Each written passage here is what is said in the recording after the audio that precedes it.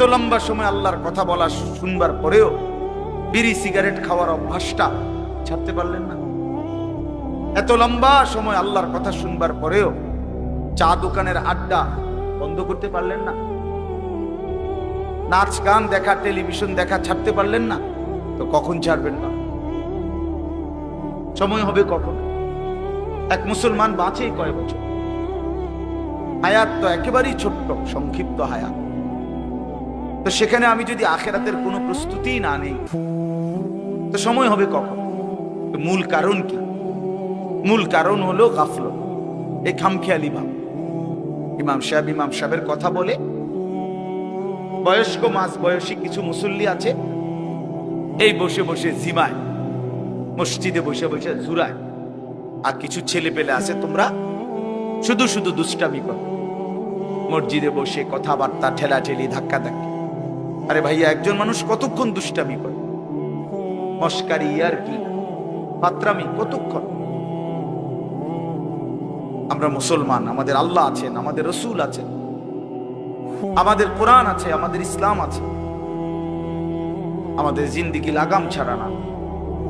লাগাম ছাড়া হাইওয়ান জানোয়ারের জীবনই যদি হতো, তো আল্লাহ তাআলা আমাদেরকে মানুষ মুসলমান বানাইতেন। মুসলমান বানাইছেনই আল্লাহ তাআলা একটা মহৎ উদ্দেশ্য, একটি উদ্দেশ্য। প্রতিটা মানুষকে আল্লাহ তাআলা উদ্দেশ্য নিয়ে বানাইছেন। আফাহাসিবতুম আন্নামা খালাকনাকুম আবাসান। কুরআনুল কারীমের মধ্যে আল্লাহ তাআলা বলেন, বান্দা, তোমরা কি এই ভেবেছো যে আমি আল্লাহ তোমাদেরকে অনর্থক বানিয়েছি?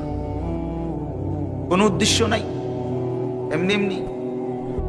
ওয়া আন্নাকুম ইলাইনা লা তুরজাউন। এবং আল্লাহ তাআলা বলেন, তোমরা কি এই মনে করেছো বান্দা যে আমি আল্লাহর কাছে তোমাদেরকে ফিরে আসতে হবে না? কি ভাবছো? আমার কাছে আসতে হবে না?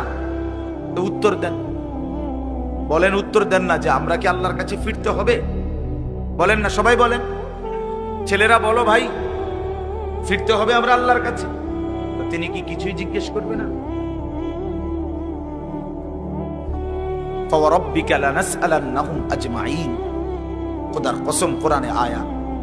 আল্লাহ বলেন, আমি রবের কসম করে বললাম, আল্লাহ নিজের কসম করে, আমি আমার জাতের কসম করে বললাম, বান্দা, আমি কিন্তু তোমাদের সকলকেই জিজ্ঞেস করব। ফাওয়ারাব্বিকা লানাসআলান্নাহুম আজমাইন। আজমাইন মানে সকল,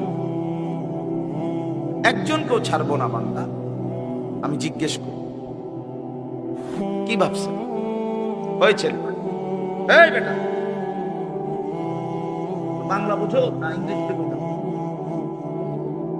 বন্ধ করো লাইট, মোবাইলটা নামাও।